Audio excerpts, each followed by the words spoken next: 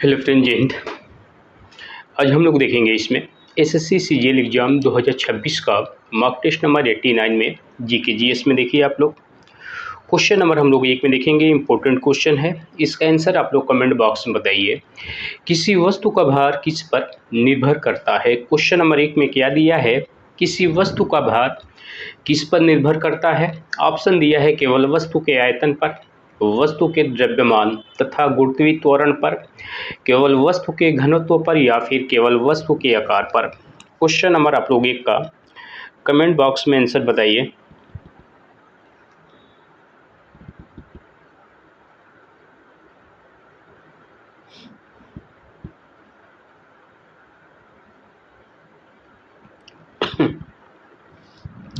देखेंगे हम लोग इसमें राइट आंसर इसमें बी ऑप्शन सही होगा, वस्तु के द्रव्यमान तथा गुरुत्वीय त्वरण पे। क्वेश्चन नंबर 1 में किसी वस्तु का भार किस पर निर्भर करता है? आंसर होगा इसमें बी ऑप्शन, वस्तु के द्रव्यमान तथा गुरुत्वीय त्वरण पे। व्याख्या में दिया है वस्तु का भार इक्वल क्या होता है? W इक्वल mg होता है।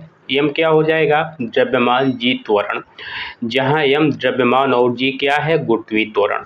अगले क्वेश्चन में देखेंगे। क्वेश्चन नंबर आप लोग सेकेंड में देखिए, इसको देख लीजिएगा थोड़ा सा।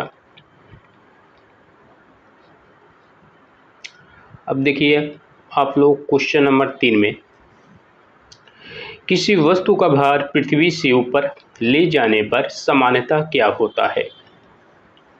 क्वेश्चन नंबर हम लोग सेकेंड में देखेंगे। किसी वस्तु का भार पृथ्वी से ऊपर ले जाने पर सामान्यतः क्या होता है? बढ़ता है, घटता है, अपवर्तित रहता है या फिर शून्य हो जाता है। क्वेश्चन नंबर सेकेंड में राइट आंसर इसमें बी ऑप्शन सही होगा, घट जाएगा। व्याख्या में दिया है पृथ्वी की सतह से ऊंचाई बढ़ने पर जी का मान क्या हो जाएगा? डिक्रीज, मान घट जाता है, इसलिए W इक्वल mg के अनुसार भार भी घटता है। क्वेश्चन नंबर हम लोग सेकेंड में देखेंगे। किसी वस्तु का भार पृथ्वी से ऊपर ले जाने पर सामान्यतः क्या होता है? आंसर होगा इसमें बी ऑप्शन, घट जाएगा। क्वेश्चन नंबर आप लोग 3 में देखिए, इंपॉर्टेंट क्वेश्चन है, वनडे एग्जाम में कई बार ये क्वेश्चन आ चुका है। पृथ्वी की सतह से ऊपर जाने पर गुरुत्वीय त्वरण का मान कैसा होगा? बढ़ता है, घटता है, स्थिर रहता है या फिर पहले बढ़ता है फिर बाद में घट जाएगा। क्वेश्चन नंबर 3 में पृथ्वी की सतह से ऊपर जाने पर गुरुत्वीय त्वरण का मान क्या होगा? 3 नंबर में देखेंगे राइट आंसर इसमें बी ऑप्शन सही होगा, घटता है। व्याख्या में दिया है पृथ्वी के केंद्र से दूरी बढ़ने पर गुरुत्वाकर्षण बल तथा जी का मान क्या हो जाएगा? कम हो जाता है। अगले क्वेश्चन में देखेंगे। क्वेश्चन नंबर आप लोग 4 में देखिए, 4 में दिया है पृथ्वी पर किसी वस्तु का भार ध्रुवों से विषुवत रेखा की ओर जाने पर क्या होगा? बताइए आप लोग इसमें। क्वेश्चन नंबर हम लोग 4 में देखेंगे। पृथ्वी पर किसी वस्तु का भार ध्रुवों से विषुवत रेखा की ओर जाने पर क्या होगा? 4 नंबर में देखेंगे राइट आंसर इसमें बी ऑप्शन सही हो जाएगा, घट जाएगा। व्याख्या में दिया है जी का मान ध्रुवों पर अधिक और विषुवत रेखा पर कम होता है, इसलिए भार विषुवत रेखा पर क्या हो जाएगा? कम होता है। क्वेश्चन नंबर 4 में पृथ्वी पर किसी वस्तु का भार ध्रुवों से विषुवत रेखा की ओर जाने पर क्या होगा? 4 नंबर में देखेंगे राइट आंसर इसमें बी ऑप्शन इसमें सही होगा। अगले क्वेश्चन में देखेंगे। क्वेश्चन नंबर आप लोग 5 में देखिए, 5 में दिया है गुरुत्वीय त्वरण जी का अधिकतम मान कम कहाँ होता है? 5 नंबर क्वेश्चन का आप लोग आंसर बताइए। गुरुत्वीय त्वरण जी का मान अधिकतम कहाँ होता है? विषुवत रेखा पे, ध्रुवों पर, पृथ्वी के केंद्र पर या फिर वायुमंडल की ऊपरी सीमा पे। 5 नंबर में देखेंगे राइट आंसर इसमें बी ऑप्शन सही हो जाएगा, ध्रुवों पर। व्याख्या में दिया है पृथ्वी के घूर्णन और पृथ्वी के आकार के कारण जी का मान ध्रुवों पर अधिकतम और विषुवत रेखा पर क्या होता है? न्यूनतम होता है। व्याख्या में क्या दिया है? पृथ्वी के घूर्णन और पृथ्वी के आकार के कारण जी का मान ध्रुवों पर अधिकतम होता है और विषुवत रेखा पर क्या हो जाएगा? न्यूनतम। 6 नंबर क्वेश्चन में देखिए, इंपॉर्टेंट क्वेश्चन है, किसी वस्तु का द्रव्यमान चंद्रमा पर ले जाने पर कैसा होगा? बताइए आप लोग इसमें। 6 नंबर क्वेश्चन में किसी वस्तु का द्रव्यमान चंद्रमा पर ले जाने पर क्या होगा? 6 नंबर में देखेंगे।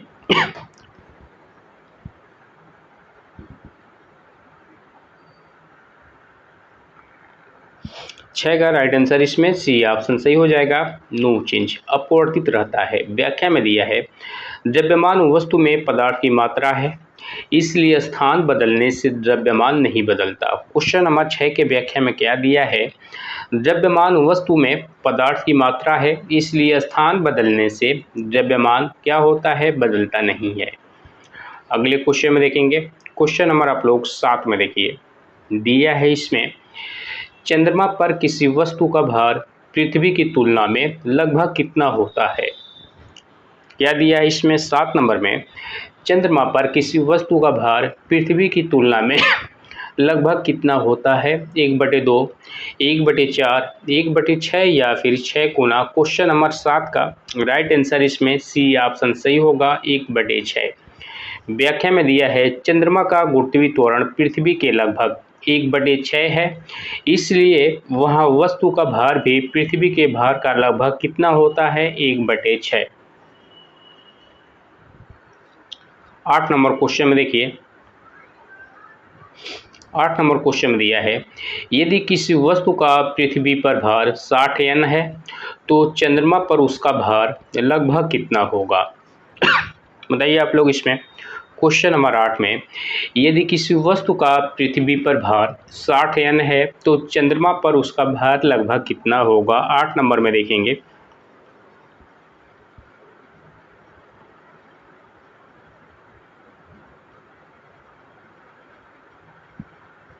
क्या हो जाएगा? चंद्रमा पर उसका भार इक्वल 1/6 गुणे पृथ्वी का भार।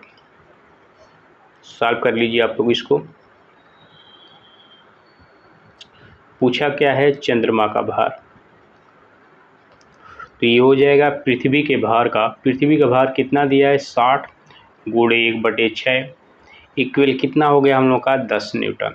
राइट आंसर इसमें बी ऑप्शन सही होगा, 10 न्यूटन।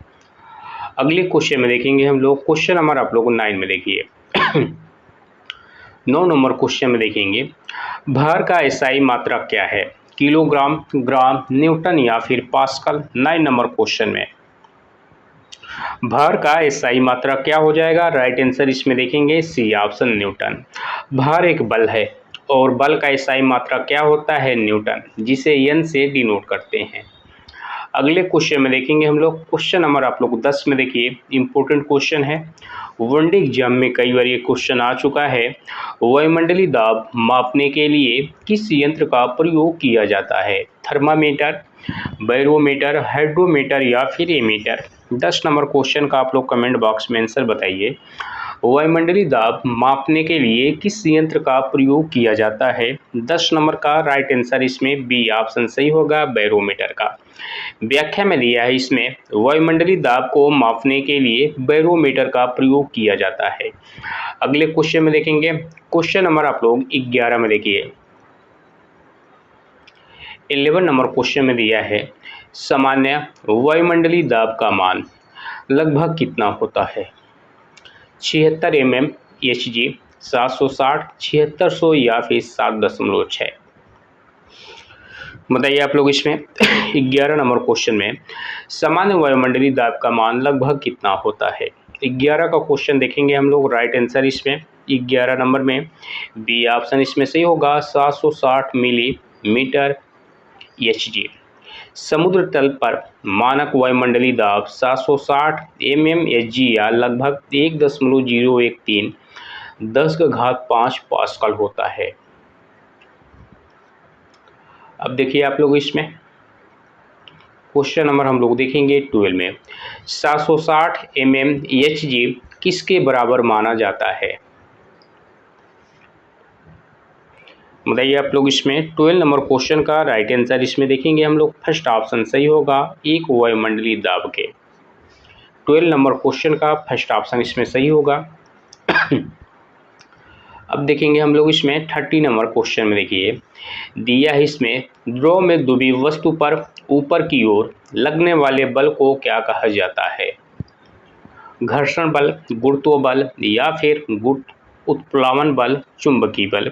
क्वेश्चन नंबर 13 का आप लोग आंसर बताइए। ड्रॉ में डूबी वस्तु पर ऊपर की ओर लगने वाला बल को क्या कहा जाता है? 30 नंबर क्वेश्चन का राइट आंसर इसमें सी ऑप्शन सही होगा, उत्प्लावन बल। व्याख्या में दिया है, ड्रॉ किसी डूबी हुई वस्तु पर ऊपर की ओर एक बल लगाता है जिससे उत्प्लावन बल, बॉयनार्ड फोर्स कहा जाता है। क्वेश्चन नंबर 13 का सी ऑप्शन इसमें सही होगा। अब देखेंगे हम लोग इसमें 40 नंबर क्वेश्चन में, इंपॉर्टेंट क्वेश्चन है, इसको देखिए आप लोग। आर्किमिडीज के सिद्धांत के अनुसार उत्प्लावन बल किसके बराबर होता है? क्वेश्चन नंबर 14 में क्या दिया है? आर्किमिडीज के सिद्धांत के अनुसार उत्प्लावन बल किसके बराबर होता है? ऑप्शन देखेंगे, वस्तु के भार, विस्थापित द्रव के भार के, वस्तु के द्रव्यमान के, या फिर द्रव के घनत्व के। 40 नंबर क्वेश्चन में राइट आंसर इसमें बी ऑप्शन सही होगा, विस्थापित द्रव के भार के। व्याख्या में दिया है, आर्किमिडीज के सिद्धांत के अनुसार वस्तु पर लगने वाला उत्प्लावन बल वस्तु द्वारा विस्थापित द्रव के भार के क्या होता है? बराबर होता है। अगले क्वेश्चन में देखेंगे हम लोग, क्वेश्चन नंबर 15 में देखिए। 15 में दिया है, पानी में किसी वस्तु का आभासी भार वास्तविक भार की तुलना में कैसा होता है? अधिक, कम, समान होता है, या फिर शून्य? पानी में किसी वस्तु का आभासी भार वास्तविक भार की तुलना में कैसा होता है? आंसर होगा इसमें बी ऑप्शन, कम हो जाएगा। व्याख्या में दिया है, पानी वस्तु पर ऊपर की ओर उत्प्लावन बल लगाता है, इसलिए उसकी आभासी भार क्या हो जाएगा? कम हो जाएगा। अब देखेंगे हम लोग इसमें 16 नंबर क्वेश्चन में देखिए। किसी धातु के टुकड़े का भार हवा में 80 न्यूटन है और पानी में 60 न्यूटन, उस पर लगने वाला उत्प्लावन बल कितना होगा? देखिए, इसको सॉल्व कर दिया है। उत्प्लावन बल इक्वल क्या हो जाएगा, हवा में भार माइनस पानी में आभासी भार। हवा में भार कितना दिया है? 80 न्यूटन, और पानी में आभासी भार कितना दिया है? 60 न्यूटन। माइनस कर देंगे, कितना हो जाएगा? 20 न्यूटन। राइट आंसर इसमें बी ऑप्शन सही होगा।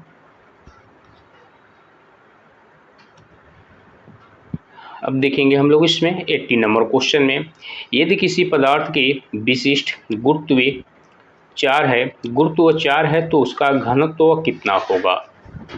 इसको आप लोग सॉल्व करिए। क्वेश्चन नंबर आप लोग 18 को।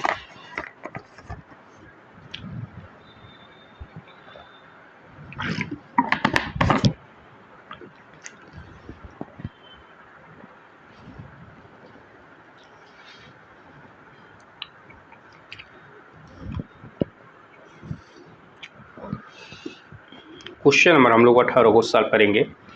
यदि किसी पदार्थ की विशिष्ट गुरुत्व 4 है तो उसका घनत्व कितना होगा? पानी का घनत्व कितना होता है? लिख लीजिए आप लोग, 1000 किलो घन मीटर। इसमें पूछा क्या है? पदार्थ की विशिष्ट गुरुत्व 4 है तो उसका घनत्व। इसमें आप लोग क्या करिए, 4 का मल्टीप्लाई कर लीजिए, ये हो जाएगा हम लोग का 4000 किलोग्राम प्रति घन मीटर। राइट आंसर इसमें बी ऑप्शन सही होगा। अगले क्वेश्चन में देखेंगे हम लोग 19 नंबर में। इसमें दिया है, किसी वस्तु के पानी में भार कम होने का मुख्य कारण क्या है? वस्तु का द्रव्यमान कम हो जाता है, गुरुत्वाकर्षण समाप्त हो जाता है, पानी द्वारा उत्प्लावन बल लगाया जाता है, या फिर वस्तु का आयतन शून्य हो जाता है। 19 नंबर क्वेश्चन में देखेंगे, राइट आंसर इसमें देखेंगे सी ऑप्शन सही होगा, पानी द्वारा उत्प्लावन बल लगाया जाता है। व्याख्या में दिया है, पानी वस्तु पर ऊपर की दिशा में उत्प्लावन बल लगाता है, जिसके कारण वस्तु का आभासी भार क्या होगा? कम दिखाई देता है। क्वेश्चन नंबर 19 का राइट आंसर इसमें सी ऑप्शन सही होगा। अगले क्वेश्चन में देखेंगे हम लोग, क्वेश्चन नंबर आप लोग 20 में देखिए। 20 नंबर क्वेश्चन में देखेंगे, दिया है इसमें, निम्नलिखित में से किसका मान स्थान बदलने पर बदल सकता है? द्रव्यमान, भार, पदार्थ की मात्रा, या फिर वस्तु में परमाणुओं की संख्या? बताइए आप लोग इसमें क्वेश्चन नंबर 20 में निम्नलिखित में से किसका मान स्थान बदलने पर बदल सकता है। 20 नंबर क्वेश्चन का राइट आंसर इसमें बी ऑप्शन सही हो जाएगा। भार व्याख्या में दिया है भार इक्वल क्या होता है, द्रव्यमान गुणे गुरुत्वीय त्वरण।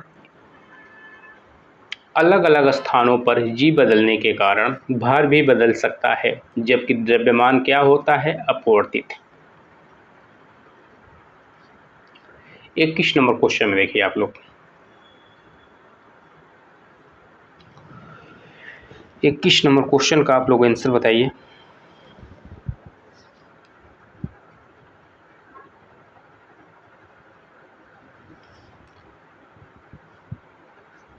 देखेंगे हम लोग इसमें 21 में ध्वनि तरंगे निर्वात में क्यों नहीं चल सकती है। ऑप्शन दिया है ध्वनि बहुत धीमी होती है, ध्वनि को माध्यम की आवश्यकता होती है, निर्वात में तापमान अधिक होता है, या फिर निर्वात में दाब अधिक होता है। 21 नंबर क्वेश्चन का राइट आंसर इसमें बी ऑप्शन सही होगा। ध्वनि को माध्यम की क्या होती है, आवश्यकता होती है। ध्वनि तरंगे निर्वात में क्यों नहीं चल सकती, आंसर क्या हो जाएगा इसमें 21 नंबर में बी ऑप्शन सही होगा। व्याख्या में दिया है ध्वनि एक यांत्रिक तरंग है, इसके संचरण के लिए ठोस, द्रव या गैस जैसे माध्यम की क्या होती है, आवश्यकता होती है। अगले क्वेश्चन में देखेंगे क्वेश्चन नंबर आप लोग 22 में देखिए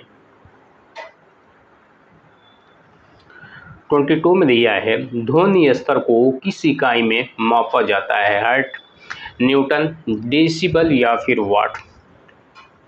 राइट आंसर इसमें क्या हो जाएगा, सी ऑप्शन डेसिबल में। व्याख्या में दिया है ध्वनि की तीव्रता या फिर ध्वनि स्तर को सामान्यतः डेसिबल में क्या होता है, मापा जाता है। क्वेश्चन नंबर 22 में दिया है ध्वनि स्तर को किस इकाई में मापा जाता है, आंसर होगा इसमें सी ऑप्शन डेसिबल में। अगले क्वेश्चन में देखेंगे हम लोग क्वेश्चन नंबर आप लोग 23 में देखिए 23 में दिया है वायु में ध्वनि किस प्रकार की तरंग है, अनुप्रस्थ, अनुदैर्घ्य, विद्युत चुंबकीय या फिर प्रकाश तरंग। 23 नंबर क्वेश्चन में राइट आंसर इसमें बी ऑप्शन सही हो जाएगा, अनुदैर्घ्य तरंग।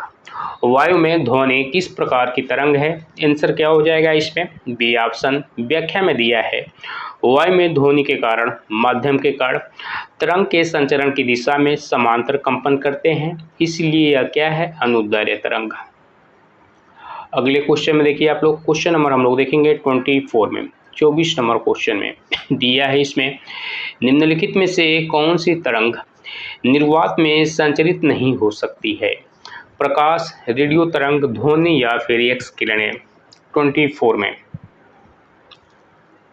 बताइए आप लोग इसमें 24 नंबर क्वेश्चन में निम्नलिखित में से कौन सी तरंग निर्वात में संचरित नहीं हो सकती। 24 में राइट आंसर इसमें सी ऑप्शन सही हो जाएगा, ध्वनि। व्याख्या में दिया है ध्वनि के लिए भौतिक माध्यम आवश्यक है, जबकि प्रकाश और अन्य विद्युत चुंबकीय तरंगे निर्वात में भी क्या होती है, चल सकती हैं।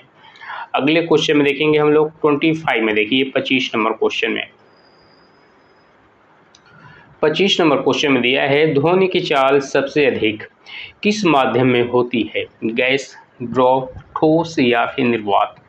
25 में ध्वनि की चाल सबसे अधिक किस माध्यम में होती है, राइट आंसर इसमें सी ऑप्शन सही हो जाएगा, ठोस में। व्याख्या में दिया है सामान्यतः ध्वनि की चाल ठोस में सबसे अधिक, द्रव में उससे कम और गैस में सबसे कम होती है। 25 का इसमें सी ऑप्शन इसमें सही होगा। अगले क्वेश्चन में देखेंगे हम लोग क्वेश्चन नंबर आप लोग देखिए 26 में दिया है इसमें वायु में ध्वनि की चाल लगभग कितनी होती है। 30 नंबर क्वेश्चन का आप लोग आंसर बताइए वायु में ध्वनि की चाल लगभग कितनी होती है। 30 नंबर क्वेश्चन का राइट आंसर इसमें बी ऑप्शन सही होगा, 330 मीटर प्रति सेकेंड। व्याख्या में दिया है सामान्य तापमान पर वायु में ध्वनि की चाल लगभग 330 से 343 मीटर प्रति सेकेंड होती है। अब देखेंगे हम लोग इसमें 27 में 27 नंबर क्वेश्चन में इसमें दिया है मनुष्य के लिए सामान्य श्रव्य आवृत्ति सीमा क्या है।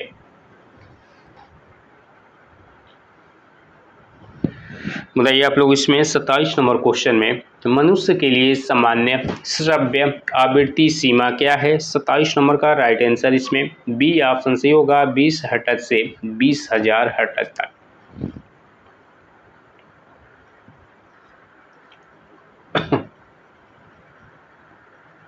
ट्वेंटी एट में देखिए, इसमें दिया है 20 हर्ट्ज से कम आवृत्ति वाले ध्वनि को क्या कहा जाता है? प्राश्रव्य, श्रव्य, अपश्रव्य या फिर प्रतिध्वनि?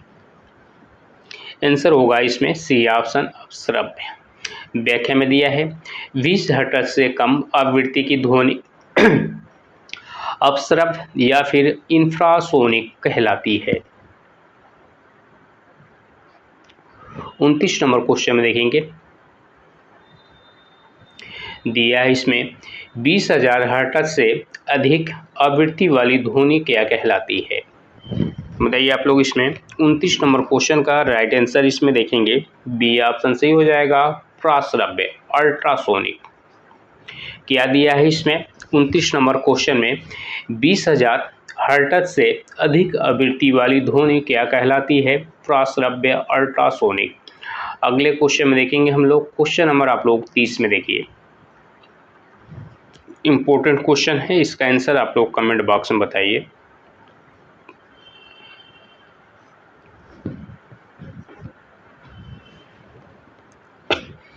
क्या दिया इसमें? सोनार का पूर्ण रूप क्या है? बताइए आप लोग इसमें 30 नंबर क्वेश्चन में सोनार का पूर्ण रूप क्या है?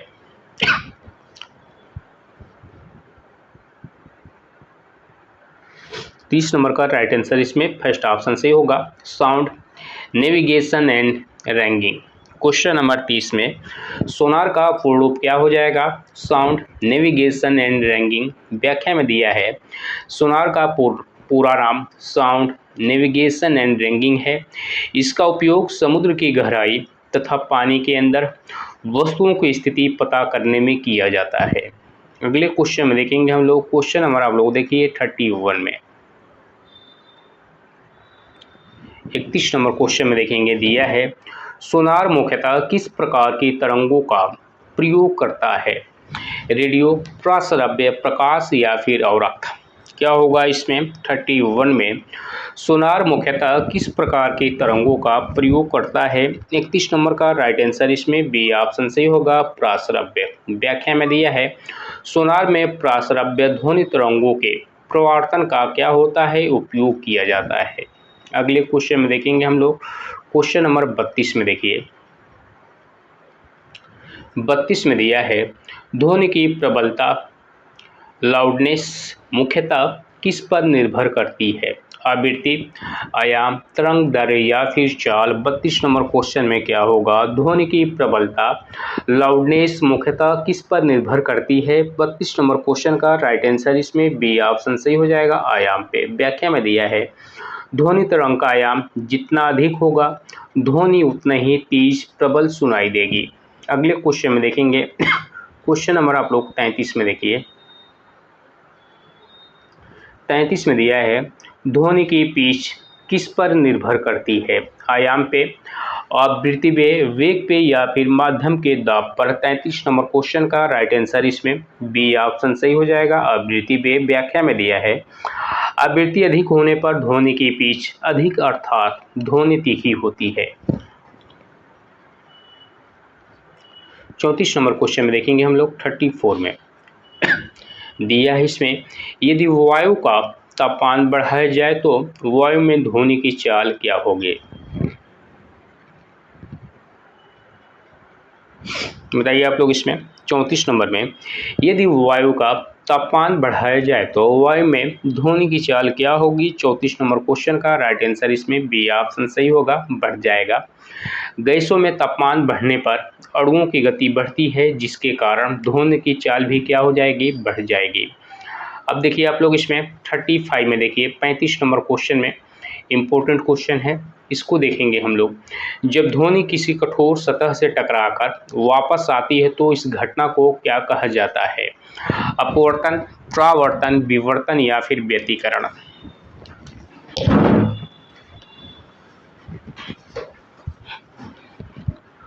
क्वेश्चन नंबर आप लोग 35 का आंसर बताइए। जब ध्वनि किसी कठोर सतह से टकराकर वापस आती है तो इस घटना को क्या कहा जाता है? 35 नंबर क्वेश्चन का राइट आंसर इसमें बी ऑप्शन सही होगा, परावर्तन। व्याख्या में देखेंगे हम लोग। ध्वनि का किसी सतह से टकराकर उसी माध्यम में वापस लौटना ध्वनि का परावर्तन कहलाता है। अगले क्वेश्चन में देखिए आप लोग, क्वेश्चन नंबर हम लोग देखेंगे 36 में। 36 में दिया है परावर्तित ध्वनि की मूल ध्वनि से अलग सुनने के लिए न्यूनतम समयांतराल कितना होना चाहिए? 36 में परावर्तित ध्वनि को मूल ध्वनि से अलग सुनने के लिए न्यूनतम समयांतराल कितना होना चाहिए? 36 नंबर का राइट आंसर इसमें फर्स्ट ऑप्शन सही होगा, 0.01 सेकेंड। व्याख्या में दिया है मानव कान में मूल ध्वनि और प्रतिध्वनि को अलग अलग सुनने के लिए लगभग 0.1 सेकेंड का समयांतराल आवश्यक होता है। 37 में देखिए आप लोग, इम्पोर्टेंट क्वेश्चन है, वनडे एग्जाम में कई बार ये क्वेश्चन आ चुका है। प्रतिध्वनि सुनने के लिए प्रवर्तक सतह के न्यूनतम दूरी लगभग कितनी होनी चाहिए? 5 मीटर, 10, 17.2 मीटर या फिर 50 मीटर? क्वेश्चन में क्या दिया है इसमें, प्रतिध्वनि सुनने के लिए प्रवर्तक सतह की न्यूनतम दूरी लगभग कितनी होनी चाहिए? 37 में देखेंगे राइट आंसर इसमें सी ऑप्शन सही होगा, 17.2 मीटर। व्याख्या में दिया है ध्वनि की चाल लगभग 344 मीटर प्रति सेकेंड मानने पर प्रतिध्वनि के लिए न्यूनतम दूरी लगभग 17.2 मीटर होती है। अब देखिए आप लोग इसमें 38 नंबर क्वेश्चन में देखेंगे, 38 में दिया है श्वेत प्रकाश में कितने रंग पाए जाते हैं? 5, 6, 7, 8। राइट आंसर इसमें सी ऑप्शन सही हो जाएगा, 7। व्याख्या में दिया है श्वेत प्रकाश के 7 रंग हैं, बैगनी, जामुनी, नीला, हरा, पीला, नारंगी और लाल। देख लीजिए आप लोग इसमें क्वेश्चन नंबर 38 में 39 नंबर क्वेश्चन में देखेंगे, 39 में दिया है दृश्य प्रकाश की तरंगदैर्घ्य लगभग किस सीमा में होती है? 39 नंबर क्वेश्चन का राइट आंसर इसमें सी ऑप्शन सही होगा, 400 से 700 nm तक। व्याख्या में दिया है मानव वाक के लिए दृश्य प्रकाश की तरंगदैर्घ्य लगभग 400 nm से 700 nm के बीच होती है। क्वेश्चन नंबर 39 का सी ऑप्शन इसमें सही होगा। अगले क्वेश्चन में देखेंगे हम लोग, 40 नंबर क्वेश्चन में देखिए दिया इसमें ध्वनि तरंगों की आवृत्ति, ध्वनि तरंगों की प्रकृति सामान्यता कैसी होती है? विद्युत चुंबकीय, यांत्रिक, केवल अनुप्रस्थ या फिर प्रकाशिकी? 40 नंबर क्वेश्चन में क्या होगा इसमें ध्वनि तरंगों की प्रकृति सामान्यता कैसी होती है?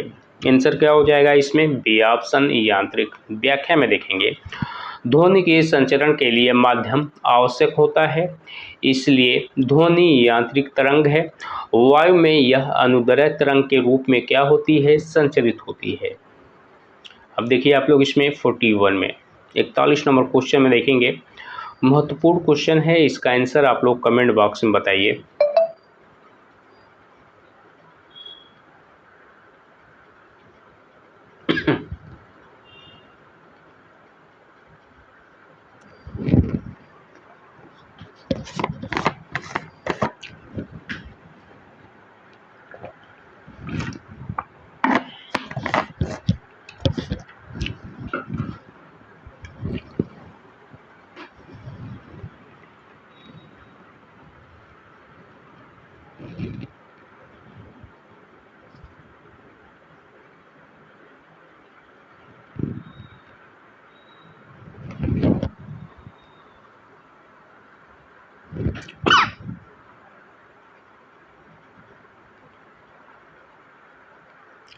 इकतालीस नंबर क्वेश्चन में देखेंगे हम लोग, निकट दृष्टि दोष मायोपिया को ठीक करने के लिए किस लेंस का प्रयोग किया जाता है? उत्तल, अवतल, बेलनाकार या फिर समतल लेंस का? क्या होगा इसमें 41 नंबर क्वेश्चन में निकट दृष्टि दोष को ठीक करने के लिए किस लेंस का प्रयोग किया जाता है? आंसर होगा इसमें बी ऑप्शन का, अवतल लेंस का। व्याख्या में दिया है निकट दृष्टि दोष में दूर की वस्तुओं का प्रतिबिंब रेटिना के आगे बनता है। इसे ठीक करने के लिए अवतल लेंस क्या होता है? लगाया जाता है। क्वेश्चन नंबर 41 में निकट दृष्टि दोष को ठीक करने के लिए किस लेंस का प्रयोग किया जाता है? तो आंसर हो जाएगा इसमें अवतल लेंस का। करेक्ट आंसर इसमें बी ऑप्शन। अब देखेंगे हम लोग इसमें सेकंड नंबर क्वेश्चन में। देखिए 42 नंबर क्वेश्चन में दूरदृष्टि हाइपरमेट्रोपिया को ठीक करने के लिए कौन सा लेंस प्रयोग किया जाता है? अवतल लेंस, उत्तल, समतल दर्पण या फिर अवतल लेंस? क्या होगा इसमें? क्वेश्चन नंबर 42 में देखेंगे हम लोग दूरदृष्टि दोष हाइपरमेट्रोपिया को ठीक करने के लिए कौन सा लेंस का प्रयोग किया जाता है? 42 का राइट आंसर इसमें बी ऑप्शन सही हो जाएगा, उत्तल लेंस का। व्याख्या में देखेंगे हम लोग दूरदृष्टि में निकट की वस्तुओं का प्रतिबिंब रेटिना के पीछे बनता है। इसे उत्तल लेंस द्वारा ठीक किया जाता है। 42 नंबर क्वेश्चन का राइट आंसर इसमें बी ऑप्शन सही होगा। अब देखेंगे हम लोग इसमें 43 नंबर क्वेश्चन में। देखिए इंपॉर्टेंट क्वेश्चन है, वनडे एग्जाम में कई बार क्वेश्चन आ चुका है। मानव नेत्र में प्रतिबिंब किस भाग पर बनता है? बताइए आप लोग इसमें 43 नंबर क्वेश्चन में मानव नेत्र में प्रतिबिंब किस भाग पर बनता है? कॉर्निया, पुतली, रेटिना या फिर आइरिस? 43 का राइट आंसर इसमें सी ऑप्शन सही होगा, रेटिना पे। व्याख्या में देखेंगे नेत्र का लेंस वस्तु का वास्तविक और उल्टा प्रतिबिंब रेटिना पर क्या होता है? बनाता है। 43 का राइट आंसर इसमें सी ऑप्शन। अब देखिए आप लोग इसमें 44 नंबर क्वेश्चन में दिया है मानव नेत्र में प्रकाश की मात्रा को नियंत्रित करने वाला भाग कौन सा है? रेटिना, आइरिस, ऑप्टिका, तंत्रिका या फिर कॉर्निया? 44 का आप लोग आंसर बताइए। मानव नेत्र में प्रकाश की मात्रा को नियंत्रित करने वाला भाग कौन सा है? 44 का राइट आंसर इसमें बी ऑप्शन सही हो जाएगा, आइरिस। व्याख्या में दिया है आइरिस पुतली के आकार को नियंत्रित करता है और आँख में प्रवेश करने वाले प्रकाश की मात्रा को क्या करता है? नियंत्रित करता है। अगले क्वेश्चन में देखेंगे क्वेश्चन नंबर आप लोग 45 में। देखिए 45 नंबर क्वेश्चन में देखेंगे हम लोग कैमरे में वस्तु का प्रतिबिंब क्या दिया है इसमें? 45 में कैमरे में वस्तु का प्रतिबिंब किस प्रकार बनता है? ऑप्शन देखिए आभासी एवं सीधा, वास्तविक एवं उल्टा, आभासी एवं उल्टा, वास्तविक एवं सीधा। 45 नंबर क्वेश्चन का राइट आंसर इसमें बी ऑप्शन सही हो जाएगा, वास्तविक एवं उल्टा। व्याख्या में दिया है कैमरे के लेंस द्वारा प्रकाश संवेदी सतह पर वास्तविक और उल्टा प्रतिबिंब बनाता है। अब देखेंगे हम लोग इसमें 46 में। देखिए 46 नंबर क्वेश्चन में दिया है इसमें उत्तल लेंस की फोकस दूरी कैसी होती है? धनात्मक, नेगेटिव, शून्य या फिर अनंत? उत्तल लेंस की फोकस दूरी कैसी होती है? फर्स्ट ऑप्शन इसमें सही हो जाएगा, धनात्मक। व्याख्या में देखेंगे कार्टे संकेत परंपरा के अनुसार उत्तल लेंस की फोकस दूरी धनात्मक होती है। अगले क्वेश्चन में देखेंगे हम लोग 47 नंबर क्वेश्चन में दिया है अवतल लेंस की फोकस दूरी कैसी होती है? धनात्मक, नेगेटिव, शून्य या फिर हमेशा अनंत? 47 का राइट आंसर इसमें सही हो जाएगा, बी ऑप्शन, ऋणात्मक। व्याख्या में दिया है संकेत परंपरा के अनुसार अवतल लेंस की फोकस दूरी हमेशा कैसी होती है? नेगेटिव।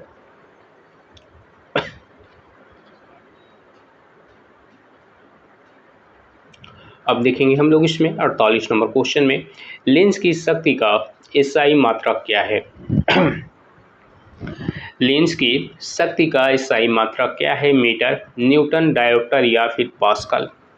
48 नंबर क्वेश्चन का राइट आंसर इसमें सी ऑप्शन सही हो जाएगा, डायोप्टर।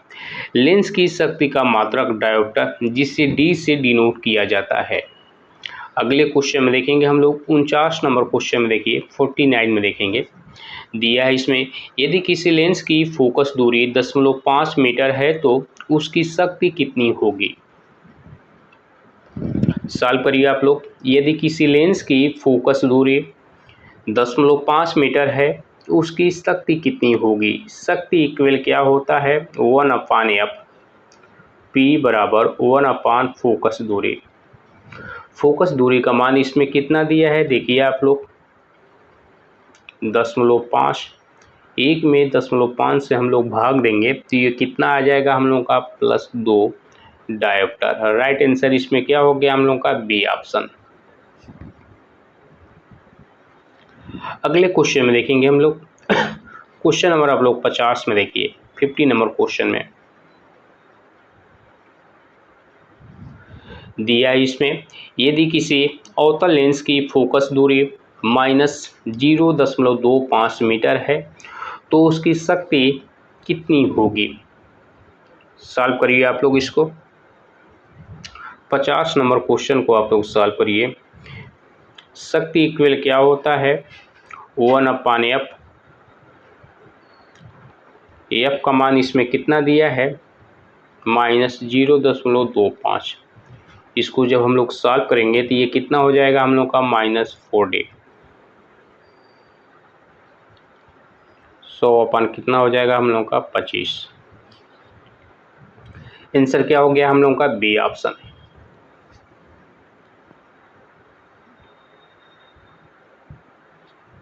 अब देखिए आप लोग इसमें 51 नंबर क्वेश्चन में देखेंगे हम लोग।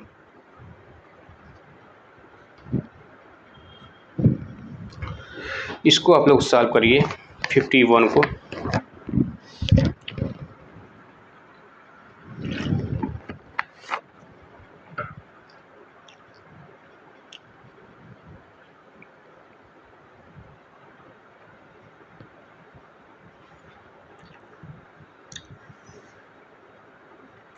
इसमें दिया क्या है? गोलाकार दर्पण की फोकस दूरी f है और वक्रता त्रिज्या r के बीच संबंध क्या होगा? ऑप्शन देख लीजिए आप लोग। ए में दिया है r/r इक्वल f। बी में दिया है इसमें r इक्वल 2f। सी में क्या दिया है? r equal f/2। और डी में दिया है r इक्वल 4f। बताइए आप लोग इसमें।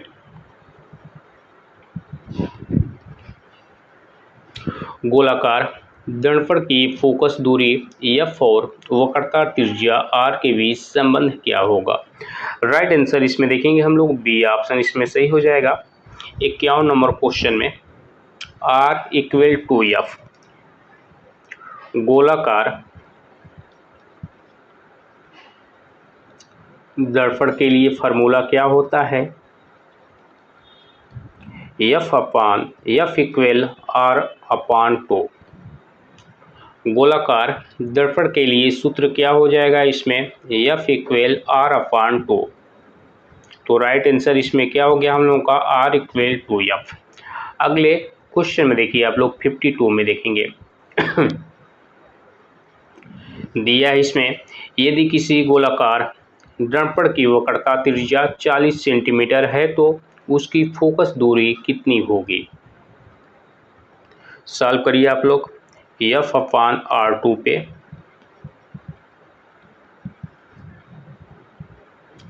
r का मान इसमें कितना दिया है? इसमें 40 सेंटीमीटर पूछा क्या है? फोकस दूरी। तो क्या हो जाएगा हम लोग का? 20 सेंटीमीटर।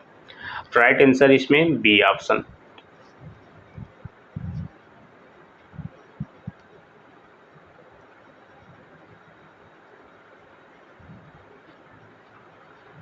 अब देखेंगे हम लोग इसमें 53 नंबर क्वेश्चन में दिया है, उत्तल दर्पण का उपयोग वाहनों में पीछे का दृश्य देखने के लिए क्यों किया जाता है? यह बड़ा प्रतिबिंब बनाता है, यह अधिक क्षेत्र का दृश्य दिखाता है, यह वास्तविक प्रतिबिंब बनाता है, या फिर यह प्रकाश को अवशोषित करता है? 53 नंबर क्वेश्चन का राइट आंसर इसमें देखेंगे हम लोग, बी ऑप्शन। यह अधिक क्षेत्र का दृश्य बनाता है। व्याख्या में दिया है, उत्तल दर्पण विस्तृत क्षेत्र का सीधा और छोटा प्रतिबिंब बनाता है, इसलिए इसे वाहनों में रियर व्यू मिरर के रूप में प्रयोग किया जाता है। अगले क्वेश्चन में देखिए, क्वेश्चन नंबर हम लोग देखेंगे 54 में। 54 नंबर क्वेश्चन में देखिए, दिया है इसमें अवतल दर्पण में वस्तु को ध्रुव P पर फोकस F के बीच रखने पर प्रतिबिंब कैसा बनता है? वास्तविक और उल्टा, वास्तविक और छोटा, आभासी सीधा और बड़ा, वास्तविक और समानाकार का। 54 में राइट आंसर इसमें सी ऑप्शन सही हो जाएगा। आभासी सीधा और क्या बनेगा? बड़ा। व्याख्या में दिया है जब वस्तु P और F के बीच होती है तो अवतल दर्पण आभासी सीधा और आवर्धित प्रतिबिंब बनाता है, मतलब बड़ा। 55 नंबर क्वेश्चन में देखिए, 55 में देखेंगे, दंत चिकित्सक दांतों को बड़ा देखने के लिए किस दर्पण का प्रयोग करते हैं? उत्तल, अवतल, समतल या फिर बेलनाकार दर्पण। 55 नंबर क्वेश्चन में दिया है इसमें दंत चिकित्सक दांतों को बड़ा देखने के लिए किस दर्पण का प्रयोग करते हैं? 55 नंबर का राइट आंसर इसमें बी ऑप्शन से होगा, अवतल दर्पण का। व्याख्या में दिया है इसमें वस्तु को अवतल दर्पण के फोकस और ध्रुव के बीच रखने पर बड़ा और सीधा प्रतिबिंब प्राप्त होता है। अगले क्वेश्चन में देखेंगे हम लोग 56 में देखिए, 56 नंबर क्वेश्चन में 56 में दिया है प्रकाश का एक माध्यम से दूसरे माध्यम में जाने पर मुड़ना क्या कहलाता है? परावर्तन, अपवर्तन, विवर्तन या फिर व्यतिकरण। 56 नंबर क्वेश्चन का राइट आंसर इसमें बी ऑप्शन सही हो जाएगा, अपवर्तन। व्याख्या में दिया है प्रकाश के एक पारदर्शी माध्यम से दूसरे में प्रवेश करते समय उसकी चाल बदलने के कारण दिशा क्या होती है? बदलती है, इसे अपवर्तन कहा जाता है। अगले क्वेश्चन में देखेंगे, क्वेश्चन नंबर आप लोग 57 में देखिए, 57 नंबर क्वेश्चन में दिया है इसमें जब प्रकाश विरल माध्यम से सघन माध्यम में जाता है तो क्या होता है? अभिलंब से दूर मुड़ता है, अभिलंब की ओर मुड़ता है, बिल्कुल नहीं मुड़ता या फिर वापस लौट जाता है। क्या हो जाएगा इसमें? क्वेश्चन नंबर 57 में जब प्रकाश विरल माध्यम से सघन माध्यम में जाता है तो क्या होता है? 57 का राइट आंसर इसमें बी ऑप्शन सही हो जाएगा, अभिलंब की ओर क्या होता है? मुड़ जाता है। व्याख्या में दिया है विरल से सघन माध्यम में जाने पर प्रकाश की चाल घटती है और किरण अभिलंब की ओर क्या होती है? मुड़ जाती है। 58 नंबर क्वेश्चन में देखेंगे हम लोग, दिया है इसमें प्रिज्म से गुजरने पर श्वेत प्रकाश का 7 रंगों में विभाजित होना क्या कहलाता है? प्रिज्म से गुजरने पर श्वेत प्रकाश का 7 रंगों में विभाजित होना क्या कहलाता है? 58 नंबर क्वेश्चन का राइट आंसर इसमें क्या हो जाएगा? सी ऑप्शन, वर्ण विक्षेपण। 59 नंबर क्वेश्चन में देखिए, दिया है इसमें श्वेत प्रकाश के 7 रंगों में सबसे अधिक विचलन किस रंग का होता है? लाल, पीला, हरा या फिर बैगनी। 59 नंबर क्वेश्चन का राइट आंसर इसमें डी ऑप्शन सही हो जाएगा, बैगनी रंग का। व्याख्या में देखेंगे बैगनी प्रकाश की तरंग दैर्घ्य सबसे कम होती है और प्रिज्म में इसका विचलन सबसे अधिक होता है। लाल का विचलन क्या होता है? सबसे कम। 60 नंबर क्वेश्चन में देखिए, 60 में दिया है इसमें श्वेत प्रकाश के 7 रंगों में सबसे कम विचलन किस रंग का होता है? बैगनी, नीला, लाल या फिर हरा। 60 का राइट आंसर इसमें सी ऑप्शन इसमें सही हो जाएगा, लाल रंग का। व्याख्या में दिया है लाल प्रकाश की तरंग दैर्घ्य सबसे अधिक होता है, इसलिए प्रिज्म में इसका विचलन क्या होता है? सबसे कम। अब देखेंगे हम लोग इसमें 61 नंबर क्वेश्चन में, देखिए महत्वपूर्ण क्वेश्चन है, वनडे एग्जाम में कई बार ये क्वेश्चन आ चुका है। इसका आंसर आप लोग कमेंट बॉक्स में बताइए।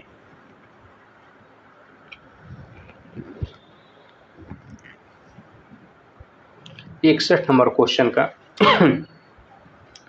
दिया है इसमें किसी वस्तु का प्रतिबिंब पर्दे पर प्राप्त किया जा सकता है तो वह प्रतिबिंब क्या कहलाता है? आभासी, वास्तविक, सीधा प्रतिबिंब या फिर पार्श्व प्रतिबिंब। 61 नंबर क्वेश्चन में देखेंगे राइट आंसर इसमें बी ऑप्शन सही हो जाएगा, वास्तविक प्रतिबिंब। व्याख्या में दिया है वास्तविक प्रतिबिंब प्रकाश की किरणों के वास्तव में मिलने से बनता है और इसे पर्दे पर प्राप्त किया जा सकता है। अगले क्वेश्चन में देखिए आप लोग, क्वेश्चन नंबर हम लोग देखेंगे 62 में। 62 में दिया है वह दूर जिसके कारण दूर की वस्तु में स्पष्ट दिखाई नहीं देती क्या कहलाती है।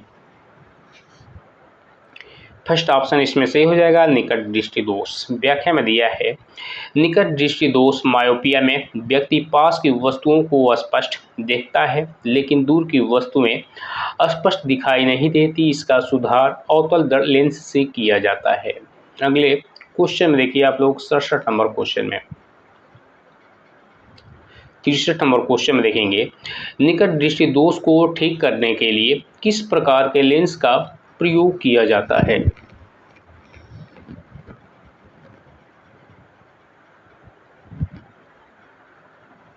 क्या होगा इसमें क्वेश्चन नंबर 63 में निकट दृष्टि दोष को ठीक करने के लिए किस प्रकार के लेंस का प्रयोग किया जाता है।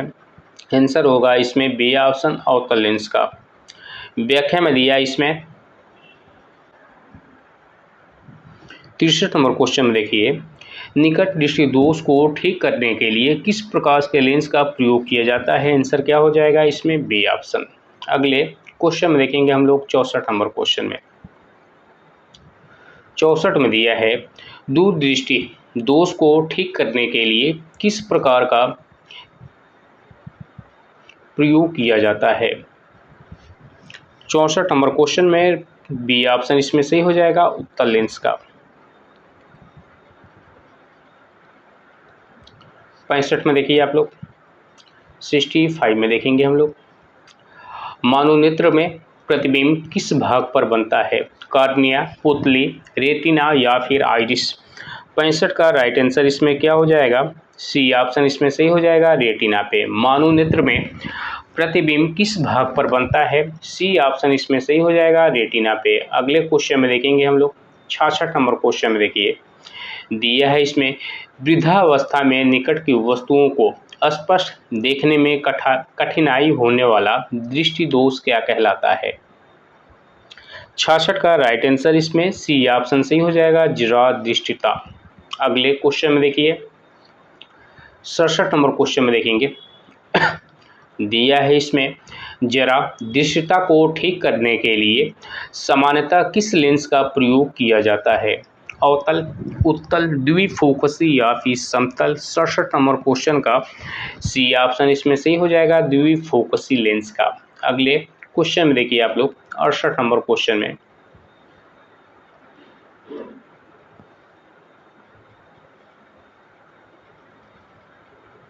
दिया है एक गोलाकार दर्पण की वक्रता त्रिज्या r और फोकस दूरी f में क्या संबंध होगा। राइट आंसर इसमें बी ऑप्शन से हो जाएगा r इक्वल टू f का। 69 में देखिए आप लोग दिया है इसमें यदि किसी लेंस की शक्ति +2 डायोप्टर है तो लेंस कौन सा होगा। अवतल, उत्तल, समतल या फिर बेलनाकार। राइट आंसर इसमें बी ऑप्शन सही हो जाएगा क्या होगा उत्तल लेंस। दिया है इसमें यदि किसी लेंस की शक्ति +2 डायोप्टर है तो लेंस कौन सा होगा। आंसर क्या हो जाएगा इसमें बी ऑप्शन उत्तल लेंस। अब देखेंगे हम लोग इसमें 70 नंबर क्वेश्चन में दिए देखिए लेंस की शक्ति की एसआई इकाई क्या है। मीटर, सेंटीमीटर, डायोप्टर या फिर न्यूटन। राइट आंसर इसमें सी ऑप्शन सही होगा डायोप्टर। लेंस की शक्ति की एसआई इकाई क्या है। आंसर क्या हो जाएगा इसमें सी ऑप्शन डायोप्टर। व्याख्या में दिया है लेंस की शक्ति की इकाई डायोप्टर होती है। लेंस की शक्ति का सूत्र P इक्वल 1/f जहाँ f फोकस दूरी मीटर में होती है। देखिए आज का सेशन बस यहीं तक। वीडियो पसंद आए तो प्लीज़ आप लोगों से रिक्वेस्ट है चैनल को सपोर्ट कीजिए, लाइक शेयर सब्सक्राइब कर दिया करो मेरे भाई। जय हिंद। कल मिलते हैं रात को 9 बजे अगले मॉक टेस्ट में। जय हिंद।